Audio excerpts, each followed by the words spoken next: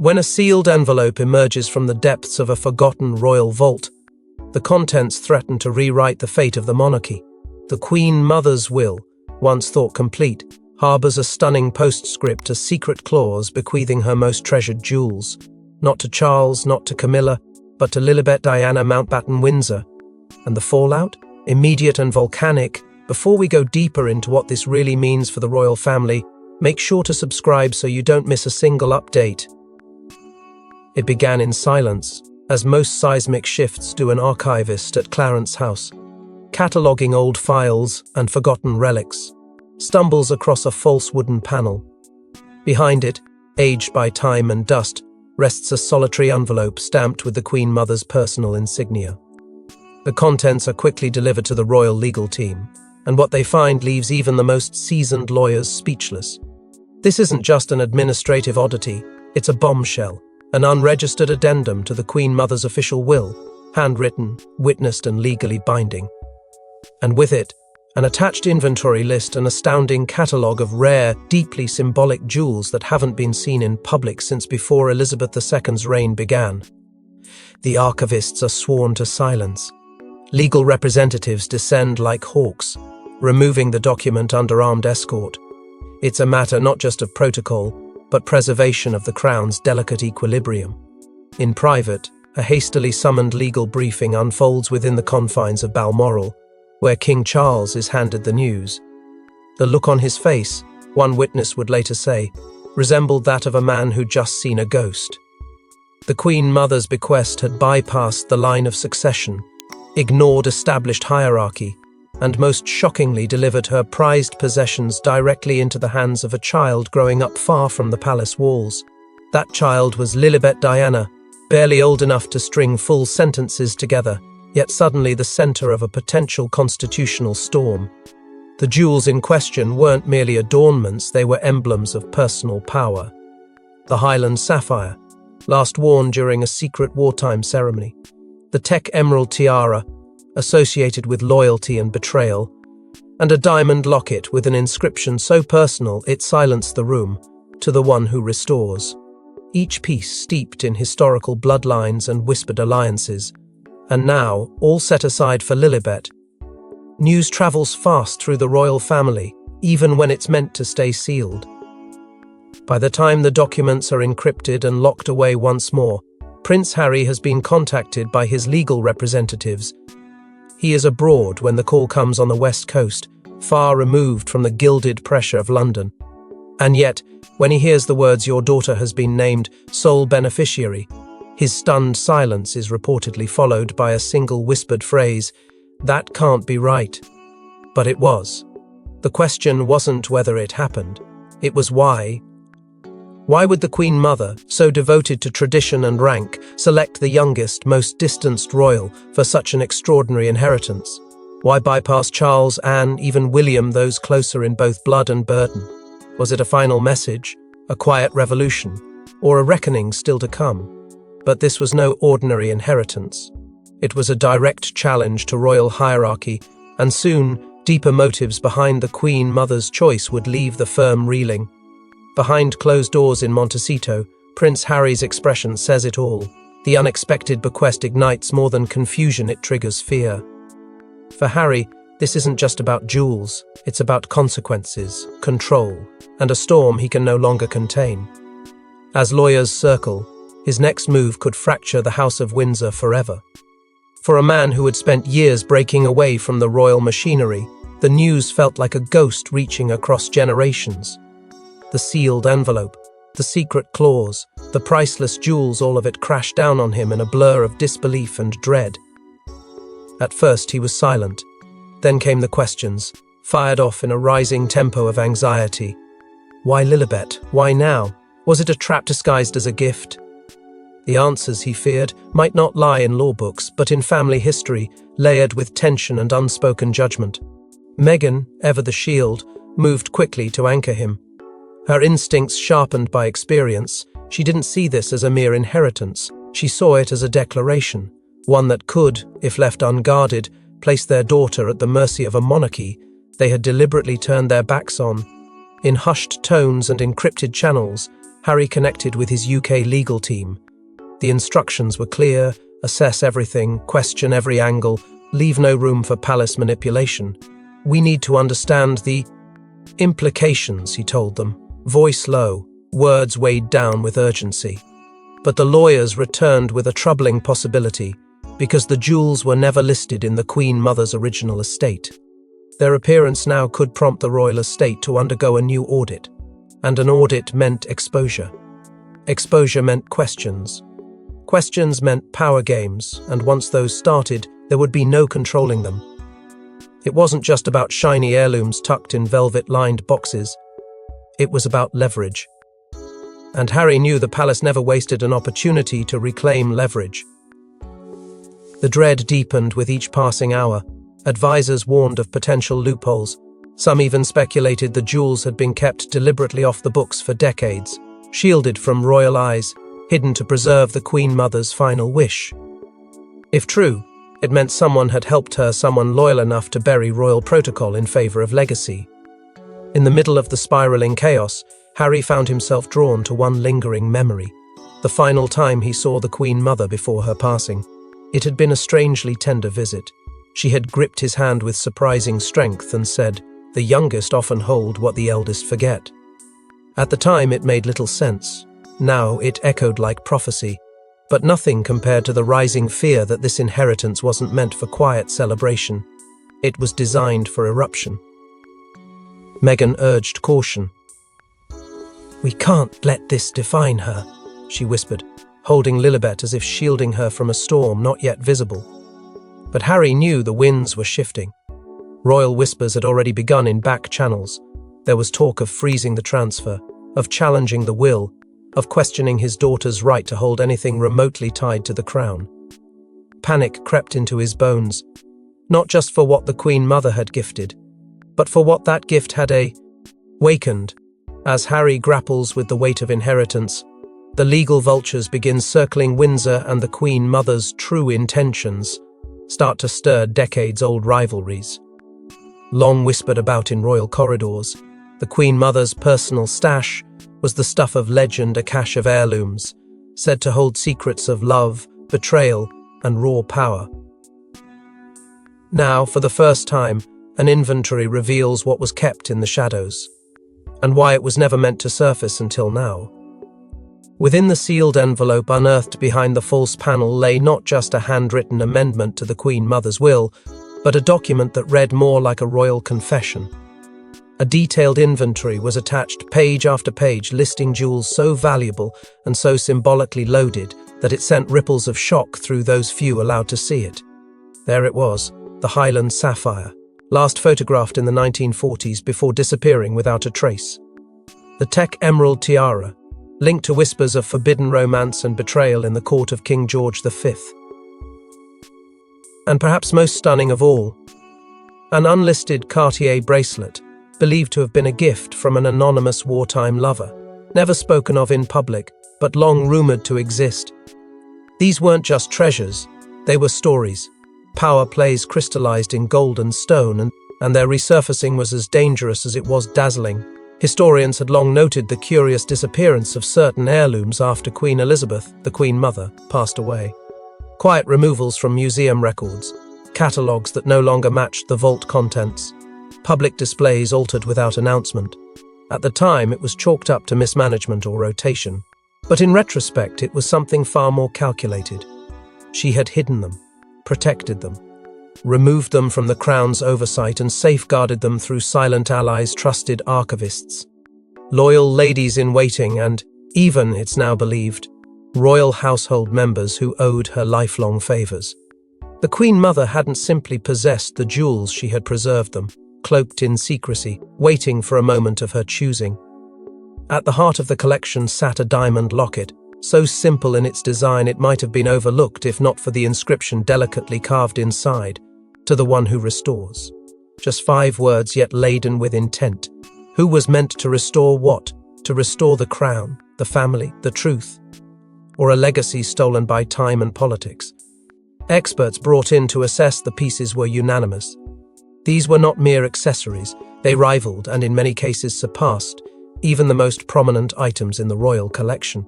Not because of their monetary value, but because of what they represented: rebellion, love, loyalty, and defiance. Each stone was wrapped in layers of meaning too dangerous to speak of, too sacred to ignore. And then came the most jarring realization. Not a single one of these pieces had ever been declared in prior audits.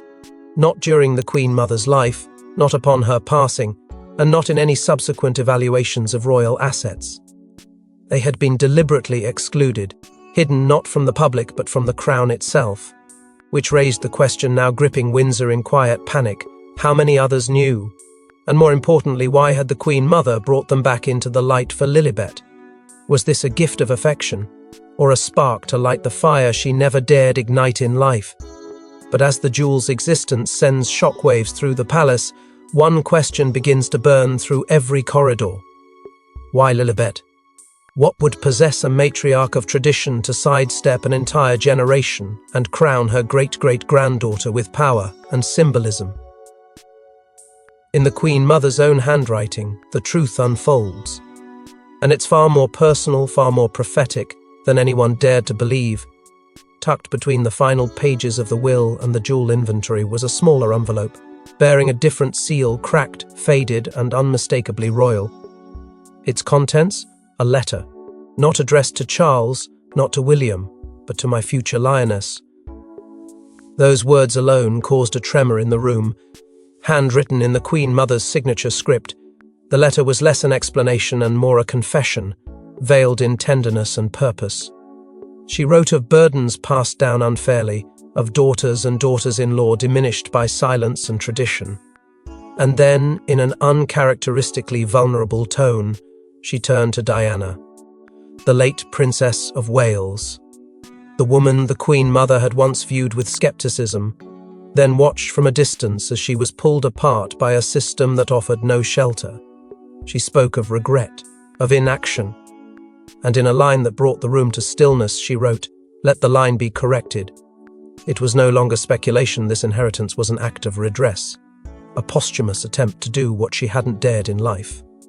To acknowledge pain, to redirect legacy, to ensure that someone, one day, would not be swallowed whole by the system, but would stand above it. Lilibet, born far from the Crown's reach, raised in exile but not in bitterness, had become a symbol. The Queen Mother noted the child's bloodline Windsor and Spencer, royal and rebellious, as the key to restoring balance. She saw strength in distance, resilience in disconnection, and believed that what had been lost in Diana could somehow, quietly, powerfully, be found in her granddaughter. But the Queen Mother's decision had not been made lightly. The letter revealed that she had coordinated with a single archivist years before her death, entrusting them with the concealment of the addendum, a man known for his discretion, loyalty, and most importantly, his ability to vanish beneath protocol. This wasn't a moment of senility or sentiment. It was a deliberate chess move. And as the letter unspooled, another shadow emerged between the lines. A subtle but unmistakable commentary on Camilla, the woman who now wore the crown the Queen Mother once guarded. She wrote, not with cruelty but with clarity, "There are those chosen by duty, not affection. I have chosen otherwise," a line that hung like smoke in the air, refusing to dissipate. For the royal family, this was no longer about jewels or inheritance. This was about legacy rewritten not by decree, but by the matriarch they all thought they understood. In gifting Lilibet the forgotten treasures, the Queen Mother had not only honoured Diana, but made a statement against the silence that had once condemned her. A quiet lioness, handing her roar to the next generation, but doing so not in fanfare, but in secrecy, believing that the right eyes eventually would see. But if the Queen Mother intended this as a quiet tribute, she misjudged the storm it would ignite, especially within palace walls already cracking. When Camilla learns of the Queen Mother's secret bequest, silence is not her response. The consort, once publicly sidelined, demands answers, but behind her calm expression lies a fury decades in the making, and this time she's ready to act. There are moments in royal history where a single revelation shatters the illusion of unity. This was one of them. The minute Camilla was briefed on the Queen Mother's posthumous handover of the hidden jewels to Lilibet, the temperature behind palace doors dropped.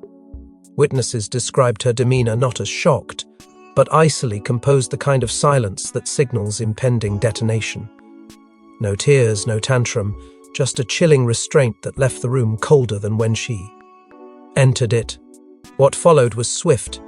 She requested, with unmistakable authority, private access to the Queen Mother's former lady-in-waiting, one of the only living figures who might hold deeper knowledge of what had really been orchestrated behind the veil of royal protocol. The request was not optional, it was a command. But the real explosion came in her private confrontation with King Charles. Behind the oak doors of Clarence House, voices rose.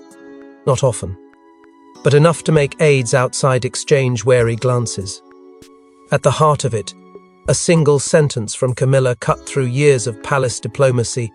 Is this your mother's revenge or your ex-wife's legacy? The words hung in the air, loaded with meaning, drawing a straight line between the ghosts of two women who had shaped the monarchy in life, and now, apparently, in death.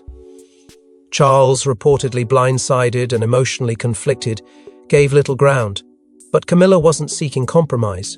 She was drawing her battle lines.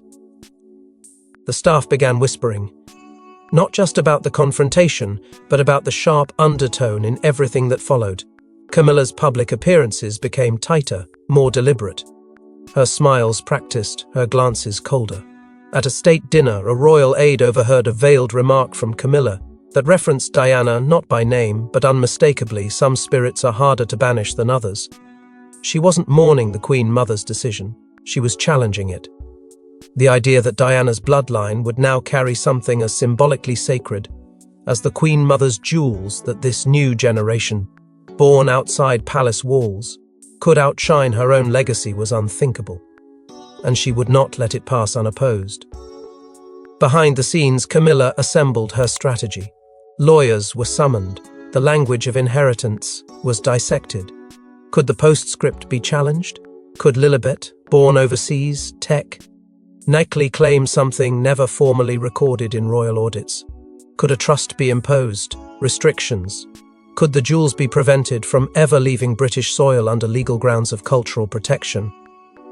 One proposal even suggested reclassifying the pieces as crown property retroactively, an aggressive move that would require more than approval. It would require royal consensus.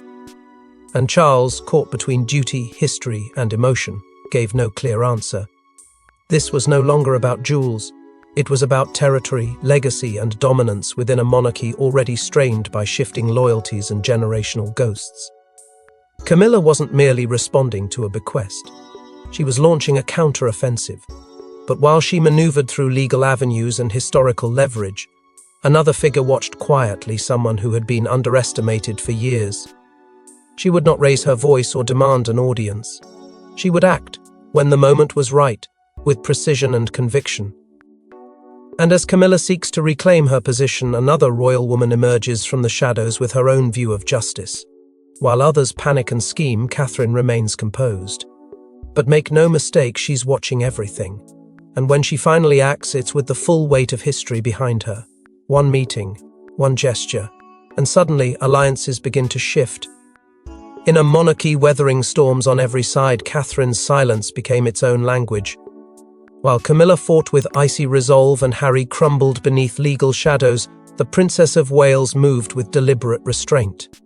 No interviews, no statements, just a quiet request granted immediately for a private audience with King Charles. What passed between father-in-law and daughter-in-law inside those walls has never been formally disclosed, but palace sources confirm the meeting ended in uncharacteristic silence. No smiles, no prez. Two figures who understood that words spoken at the wrong time could fracture more than they could fix. What followed was even more telling. Days later, Catherine was seen visiting the Royal Collection offices, an area rarely accessed without cause. Inside, she spent hours reviewing historical documentation on jewel transfers, private gifts, and irregular inheritances, not out of curiosity but preparation. She knew what others didn't yet see. The Queen Mother's bequest wasn't merely personal. It had institutional implications. Catherine wasn't trying to claim the jewels. She was seeking to understand their meaning, their history, and what they symbolized in the broader game of royal legacy. And when she emerged into the public eye, she wore a quiet but devastating message. On her lapel sat Queen Mary's pearl brooch, an accessory worn by Diana during her early years in the royal fold, and rarely seen since. The press noticed. So did Camilla. Tension between the two women, already strained by proximity and unspoken rivalry, became unmistakable. At a joint charity engagement, royal observers picked up a subtle but icy exchange, Catherine declining Camilla's extended hand for an embrace, offering instead a formal nod, brief, cold, regal. It was an answer, without needing words. Camilla, visibly tense, continued through the event with strained civility, but the message was clear. Catherine had chosen her position, and it wasn't one of submission. Behind the scenes, William emerged from his usual diplomatic stance with a statement that echoed through the family's inner chambers. This is about legacy, not politics. It was a rare moment of clarity, and one that Catherine mirrored in her actions. She wasn't seeking to escalate the crisis, she was positioning herself as its moral compass. And in that stillness, in that quiet assertion of authority, she drew a lee. Nay, one not between herself and Camilla, or even Harry, but between the monarchy's past failures and its uncertain future. What perhaps struck hardest, however, was her emotional connection to the child at the centre of it all. Catherine's bond with Diana had always been marked by silent reverence, but now it found expression through Lilibet, the shared lineage, the unspoken hope, the quiet belief that maybe through this unexpected twist of fate, something could be made right again. Catherine didn't need to fight for power. Her presence had become power, and with one brooch, one glance, and one silent visit to the archives, she reminded the palace of who truly understood the weight of legacy and who was prepared to carry it with grace. But while Catherine recalibrates the court's internal balance, Harry faces a legal and moral crossroads, and the pressure may prove too much. As lawsuits loom, media whispers grow louder, and palace silence tightens. Prince Harry begins to unravel. Haunted by past choices and terrified for Lilibet's future, he reaches for allies but may be met with betrayal instead. The calls started just after midnight. Harry, pacing the floor of his Montecito home, voice strained and heavy with urgency, dialed his UK legal team again and again. The same questions repeated in different forms, each more desperate than the last. Could they intervene? Could the bequest be protected? Could the palace take it back? Every new answer brought fresh panic. The legal grounds were murky. The jewels weren't declared royal assets, but their historical weight and symbolic value made them impossible to treat like mere heirlooms. Meghan, ever the strategist, worked tirelessly to shield Lilibet's name from media saturation. Her focus was survival, emotional, legal, reputational. But Harry couldn't shake the growing fear that his daughter was being placed on a danger. Hugh's stage, one where every move would be dissected by press and plotted against by palace. Then, the betrayal. A royal cousin, long believed to be sympathetic, leaked critical portions of the Queen Mother's postscript to a tabloid known for its connections within palace walls. The story exploded. Headlines accused Harry of orchestrating the entire situation to elevate Lilibet above her rightful place. Whispers twisted the Queen Mother's intentions into calculated rebellion. And just like that, what had once been private inheritance became public scandal. Harry's list of trusted confidants shrank overnight. Even his closest staff began stepping back, some quietly citing conflicts, others simply vanishing from communication. In Montecito, a fog of dread set in, thick and suffocating. That's when the clause surfaced. During a call with one of the more senior royal legal advisors, Harry heard the words he had feared most. There is a possible line in the codicil that could nullify the gift if interpreted under certain legal conditions. It was enough to send him spiraling. Was this the palace's next move?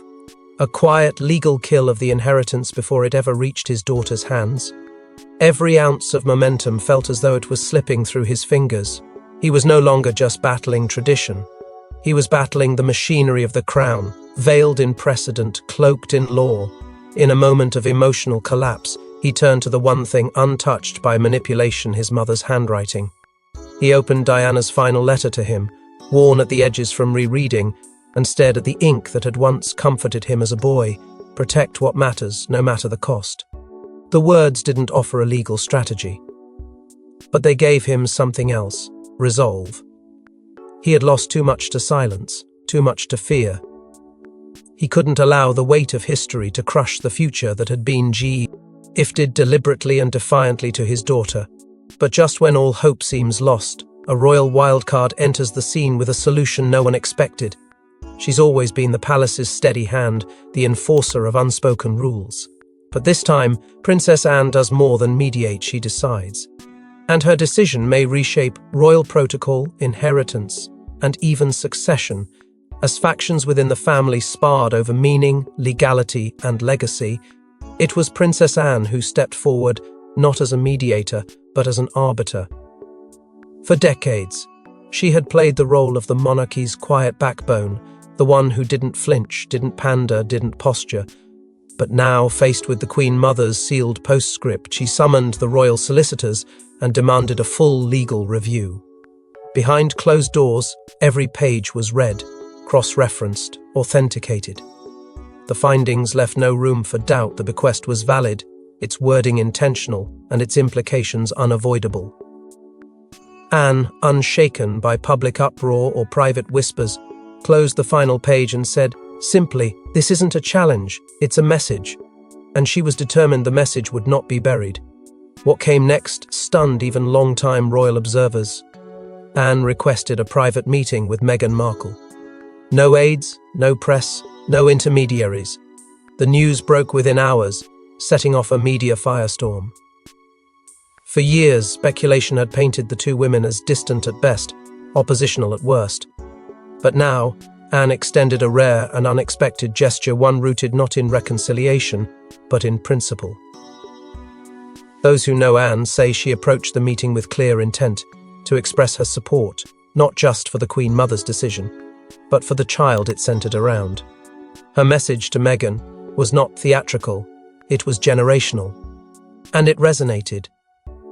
In quiet reflection, Anne later shared rare recollections of her relationship with the Queen Mother, a bond not often discussed but deeply felt. She remembered evenings when the older matriarch would speak of duty, yes, but also of mistakes, of silence where there should have been protest, of deference where there should have been defiance. Anne understood now that this bequest was not merely about jewels, it was about righting a wrong that had lived too long in the shadows. And so, she made her position clear not just to the family but directly to King Charles: let history be honoured, not erased. Her words rang through the halls with the gravity of finality. With tension threatening to fracture the royal foundation, Anne issued her decision. The jewels would not pass immediately to Lilibet, nor would they be seized or reassigned. Instead, they would be held in a royal trust, untouched, unclaimed, and shielded from interference until Lilibet turned 18. No politics, no loopholes, just preservation. It was the compromise no one had asked for but everyone could live with. And in that one authoritative act, Anne diffused a powder keg that had been ignited by grief, pride, and ambition. But as the dust begins to settle, the royal family receives one final jolt. A private letter surfaces, meant only for Lilibet. Hidden beneath velvet and dust lies a future forged in defiance and memory. As the Queen Mother's final letter is read aloud to Lilibet with Harry and Meghan watching in silence, the monarchy glimpses its next chapter, one not built on obedience, but courage. The envelope was thinner than the others, no legal seal, no official stamp, just delicate ivory paper and handwriting no one had seen in nearly 2 decades. Addressed simply to the one who bears the name of our hope. It was Catherine who read it aloud, her voice calm yet heavy with reverence. The ceremony was private, no cameras, no press, only those the Queen Mother LD have trusted to witness the moment. In the letter, there were no instructions, no expectations, only reflections, fragments of a life spent within palatial walls, watching history turn on silence and sacrifice. She wrote of regrets of not speaking when she should have, of choosing duty over heart. And then she wrote of Lilibet, not as a royal, not as a symbol, but as a beginning, a hope that what was fractured might one day be whole. Lilibet, too young to grasp the gravity of the moment, sat wide-eyed and still, her fingers resting against her father's hand. She couldn't yet understand the firestorm that had surrounded her name, nor the battles waged over her legacy. But in her innocence, there was something that stopped the room. A quiet presence, a reflection of both Diana and the Queen Mother, carried not in title, but in spirit. For Harry and Meghan, the reading brought an unexpected wave of release. The weight of secrecy, of scrutiny, of doubt began to lift. Meghan wept silently.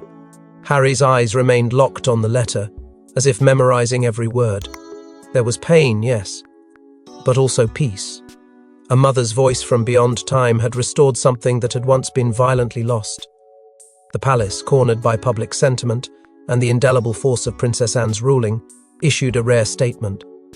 It acknowledged the Queen Mother's final wish, the jewels placed in trust, and the decision to honor that request without contest. The wording was careful, measured, but the intent was clear. The storm had passed. The monarchy would not erase the Queen Mother's act of courage. They would absorb it, preserve it, learn from it. But the public wasn't satisfied with mere protocol. Questions rose like smoke. Was Lilibet now unofficially chosen? Was this the start of something greater?